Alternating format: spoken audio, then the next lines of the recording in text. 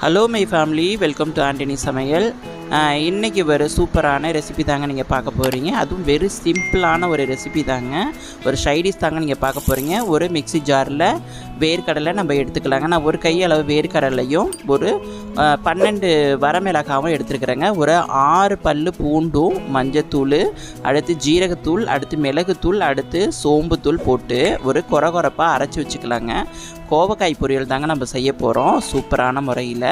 அதை வந்துட்டு நல்லா சுத்தமாக உப்பு போட்டு நல்லா கழுவிக்கலாங்க கோவக்காவை. அதை 2 கட் பண்ணி நான் வச்சுருக்கிறேங்க.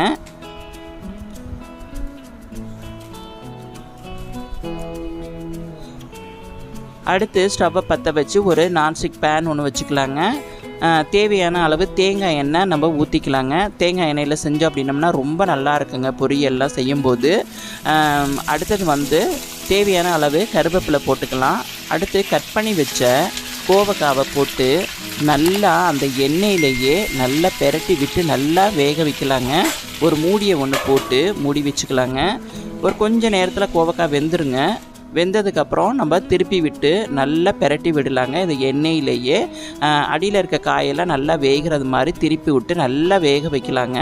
நல்லா வெந்ததுக்கப்புறம் அடுத்து தேவையான அளவு நம்ம உப்பும் போட்டுக்கலாங்க.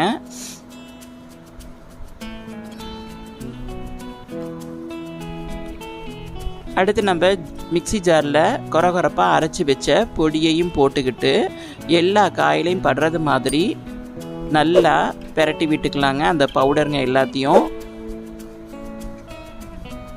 இது நல்ல ஒரு காரமாகவே இருக்குங்க, செம்மையாக இருக்கும். ரச சாதம், அடுத்து சாம்பார் சாதம், தயிர் சாதம், புளி குழம்புக்கு இதுக்கு எல்லாத்துக்கும் ஏற்ற ஒரு காம்பினேஷனாக இருக்குங்க இந்த கோவக்காய் வறுவல். பிபி சுகர் பேஷண்ட்டாக இருக்கிறவங்க வாரத்தில் 2 நாள் இது எடுத்துக்கிட்டாவே நோய் குணமாகுங்க. ஒரு ஃபியூ செகண்ட் மட்டும் நம்ம மூடி வச்சுக்கலாங்க. மூடி வச்சு திறந்து பார்த்திங்கன்னா சூப்பரான கோவக்காய் வறுவல் ரெடிங்க. இந்த டிஷ் உங்களுக்கு பிடிச்சது அப்படின்னா ஆண்டனி சமையலுக்கு சப்ஸ்கிரைப் பண்ணிக்கோங்க. ஓகே, தேங்க்யூ, பாய்.